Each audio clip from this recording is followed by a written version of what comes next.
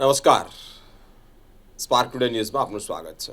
મિત્રો, વીકેન્ડ આજે રવિવાર અને રવિવારે અમે સાયબર અવેરનેસ શો કરતા હોઈએ છીએ.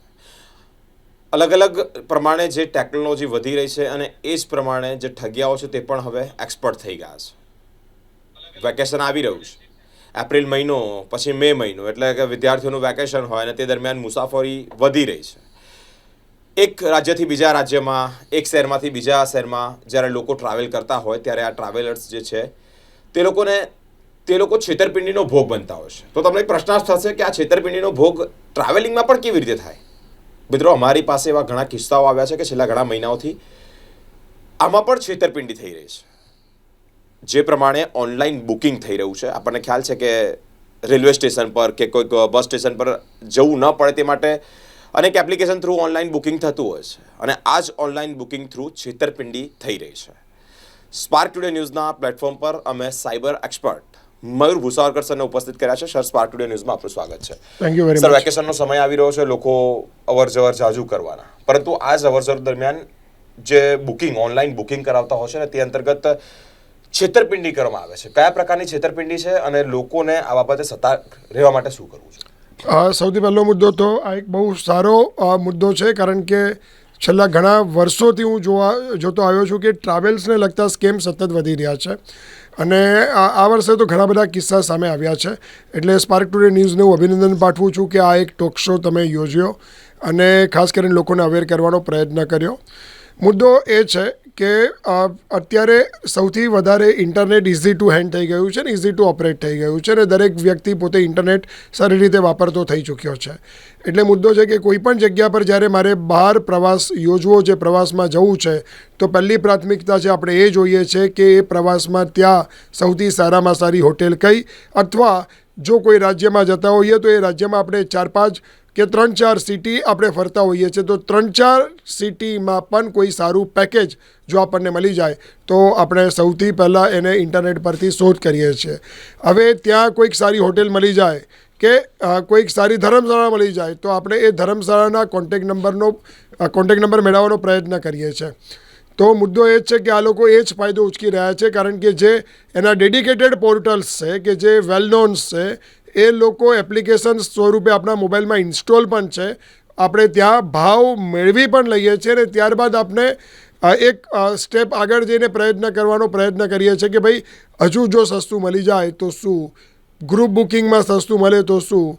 એટલે આપણે ઓનલાઈન સર્ચ એન્જિનના માધ્યમથી આવી માહિતી મેળવવાનો પ્રયત્ન કરીએ છીએ કે આવું કોઈક વ્યક્તિ કે આવી કોઈક આપણને ઓફર મળી જાય.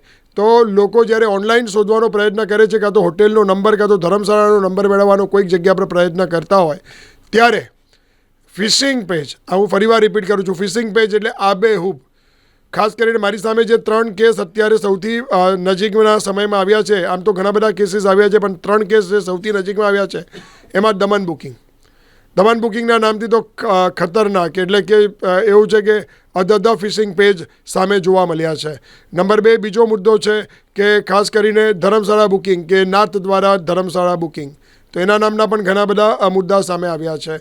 અને ત્રીજો મુદ્દો જે છે કે નકલી ટૂર ઓફરો કે જે ઓનલાઈન આ લોકો પ્રસારિત કરે છે. સવારે આ વેબસાઇટો અસ્ત થાય છે સૂર્યની માફક, અને સાંજે આ વેબસાઇટો સૂર્ય જેમ આઠમે છે તેમ આ વેબસાઇટો પણ ઇન્ટરનેટની દુનિયામાંથી અસ્ત થઈ જાય છે. અને ઇન બિટવીન, દર્શક મિત્રો, આ સમયગાળા દરમિયાન આ વેબસાઇટો ઘણા લોકોને ચૂનો ચોપડી લે છે. આ લોકો, તમે આ વેબસાઇટ પર જાઓ, આ ફિશિંગ વેબસાઇટ પર જાઓ તો આ ફિશિંગ વેબસાઇટ એની ઓરિજિનલ વેબસાઇટ જેવી જ દેખાશે, પરંતુ આમાં બુકિંગની પ્રક્રિયા અલગ હશે. હું તમને બહુ શોર્ટ અને સ્વીટ શબ્દોમાં સમજાવી દઉં કે આમાં બુકિંગ કેવી રીતે હોય છે. નોર્મલ જે વેબસાઇટો હોય છે ને એમાં બુકિંગ કેવી રીતે થાય છે કે ત્યાં તમારે તમારી ક્વેરી મૂકવાની હોય છે કે તમે કઈ તારીખે જવાના છો, કેટલા વાગે જવાના છો, કેટલાથી કેટલા દિવસ તમે રોકાવાના છો, કેટલા રૂમની જરૂર છે, કેટલા મેમ્બર્સ છો, બરાબર. આ બધી માહિતી ત્યાં હોય છે. જ્યારે આ નકલી વેબસાઇટ હોય છે ને, આ નકલી વેબસાઇટ પર આવી કોઈ માહિતી તમને પીરસવામાં આવતી જ નથી. આ લોકો સીધો નકલી વેબસાઇટ, ઓરિજિનલ વેબસાઇટ પરથી જ ફોટાને કન્ટેન્ટ લઈને બનાવવામાં આવે છે, પરંતુ ત્યાં એ જે બુકિંગ હોય છે એ બુકિંગ માટે ઓનલાઈન કોઈ પેમેન્ટ સિસ્ટમ, જે પેમેન્ટ ગેટવેઝ હોવાના જગ્યા પર આ લોકો ખાલી ત્યાં એક મોબાઈલ નંબર ડિસ્પ્લે કરાવે છે અને મોબાઈલ નંબર ડિસ્પ્લે કરાવીને કસ્ટમરને એક એ લોકો જે ફોર્સ પૂરો પાડે છે કે તમારે કમ્પલસરી આ મોબાઈલ નંબર પર જ કોલ કરવાનો છે, જેનાથી તમારી બુકિંગ થાય. અને જ્યારે કોઈ વ્યક્તિએ જણાવેલા ફિશિંગ વેબસાઇટ પર જણાવેલા નંબર ઉપર જ્યારે કોઈ વ્યક્તિ કોલ કરે છે કાં તો મેસેજ કરે છે, તો સામે જે સાયબર ઠગ છે એ ઠગ આ લોકો જોડે બુકિંગ તમે જોશો તો આ લોકો ગમે ત્યારે તમે બુકિંગ ડેટ માગો ને બુકિંગ આપી જ દે છે.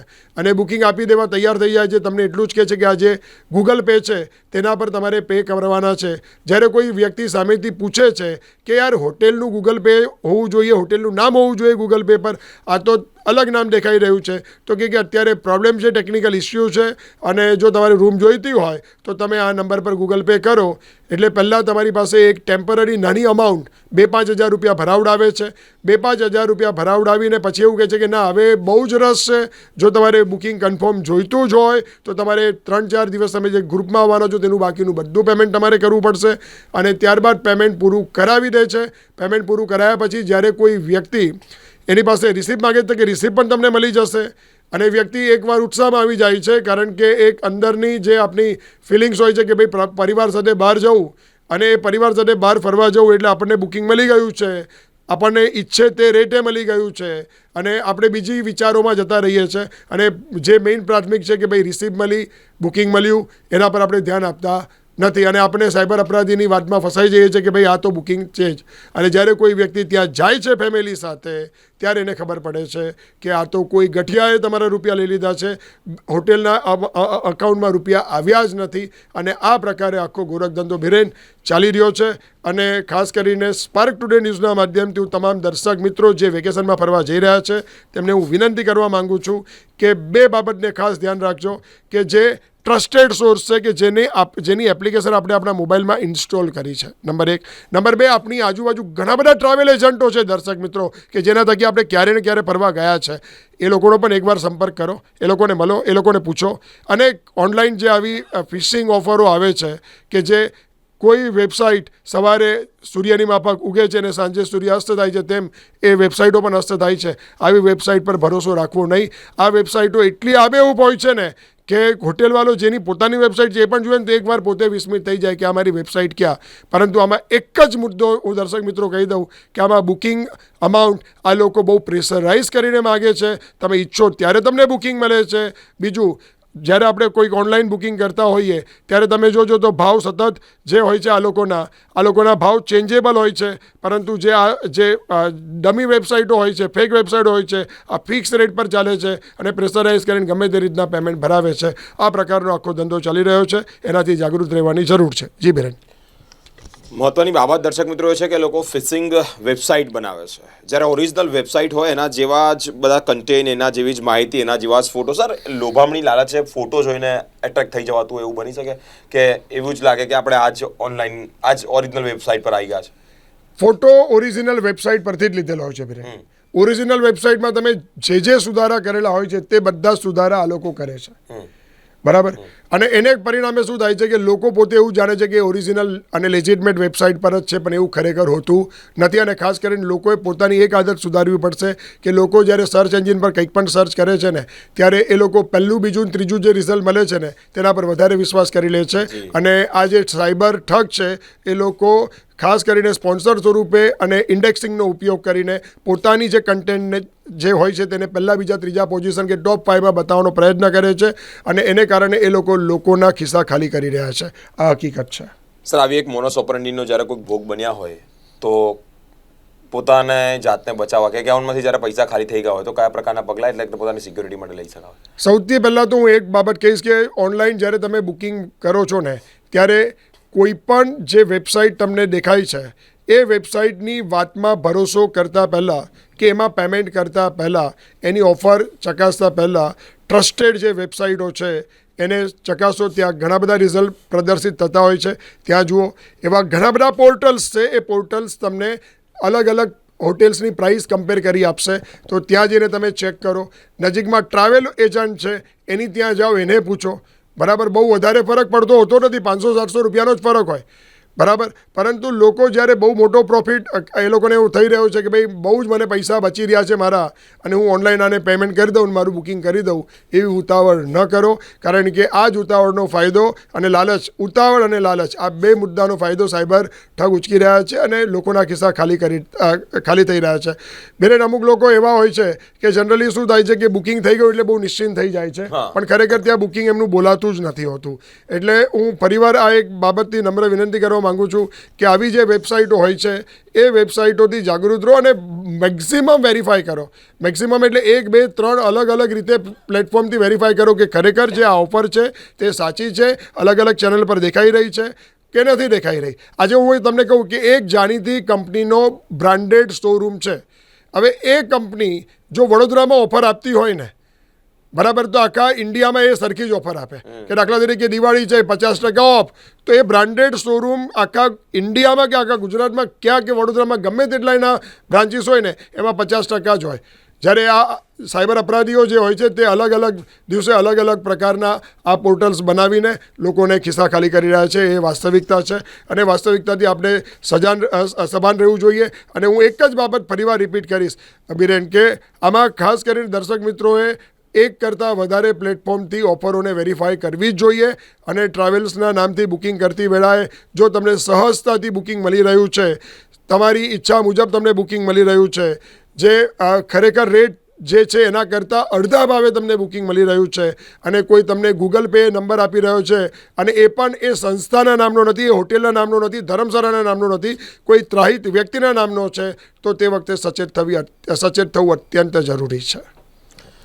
મિત્રો, આ તો એક બહુ મોટી માહિતી, કારણ કે વેકેશનની મજા માણવામાં ક્યાંક બેંક એકાઉન્ટ ખાલી ના થઈ જાય તેવી એક બાબત અને એક એવી અવેરનેસ લઈને અમે એક માફ કરજો વચ્ચે રોકું, તમે વિચારજો આજે તમે ફેમિલી સાથે કોઈ જગ્યા પર ગયા, ટ્રાવેલ્સ છે, કદાચ મોડું વહેલું થઈ શકે છે, તમે હવે એવી જગ્યા પર પહોંચ્યા બિરેન કે જ્યાં રાત થઈ ગઈ છે અને તમે હોટેલમાં ગયા છો, તમારી ફેમિલી છે, બરાબર, તમે વિચારજો તમારા બાળકો સાથે, તમારી વાઈફ સાથે તમે પોતે હોટેલની બહાર પડી રહેવાના, બરાબર, અને ત્યાં તમને હોટેલમાં જઈને એવું કહેવામાં આવે છે કે હવે તમારું બુકિંગ નથી. હવે તમે વિચારો કોઈક ત્રાહિત જગ્યા પર આપણે ગયા છે અને ત્યાં જઈને આપણને એવું ખબર પડે છે.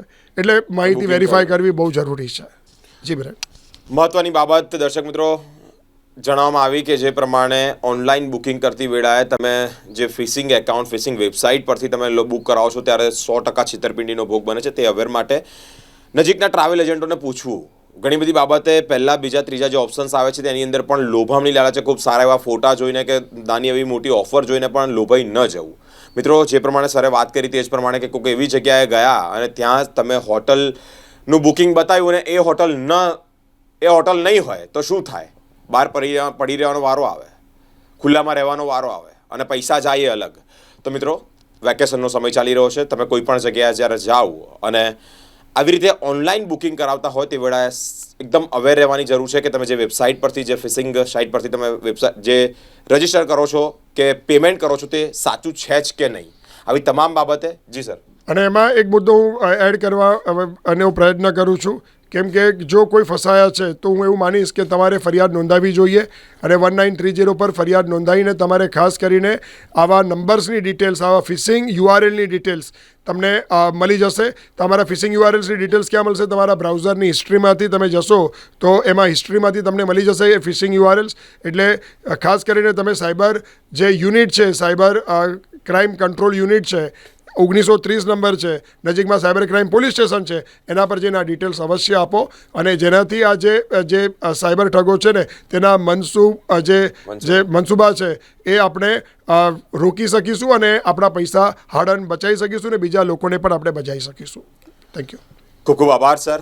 વેકેશનનો સમય ચાલી રહ્યો છે અને એ સમય દરમિયાન જ આ અવેરનેસ રાખવાની ખૂબ જરૂરિયાત છે, કારણ કે લોભામણી લાલચ છે, સારા એવા સુંદર ફોટા જોઈને આપણે લોભાઈ જતા હોય છે અને હોટલ તરત જ બુક કરી દેતા હોય છે. પરંતુ દર્શક મિત્રો, તમે જે હોટલ પર જવા માંગો છો હોટલ હોતી જ નથી. એ વેબસાઇટ, ફિશિંગ વેબસાઇટ, ડુપ્લિકેટ, એના જેવી જ સેમ ટુ સેમ આબેહૂબ ફોટા સાથે, માહિતી સાથે પ્રોવાઈડ કરવામાં આવતી હોય છે. એટલે મિત્રો, આ બાબતે ખૂબ ધ્યાન રાખવાની જરૂર છે. ટ્રાવેલ એજન્ટોને પૂછવાની જરૂર છે. તમે જે જગ્યાએ પેમેન્ટ કરો છો એ પણ જાંચવાની જરૂર છે, એટલે કે એ પણ તપાસવાની જરૂર છે. તમામ બાબતે સાયબર અવેરનેસ શો વીકેન્ડમાં સ્પાર્ક ટુડે ન્યૂઝ પર અમે કરતા રહીએ છીએ. તો આવા તમામ જે પ્રશ્નો છે આવી તમામ માહિતીઓ છે અને એ જાણવા માટે અમારી સાથે એટલે કે સ્પાર્ક ટુડે ન્યૂઝ સાથે જોડાયેલા રહો. કેમેરામેન નિખિલ રાવલ સાથે હું Biren, spark Today news, Vadodara.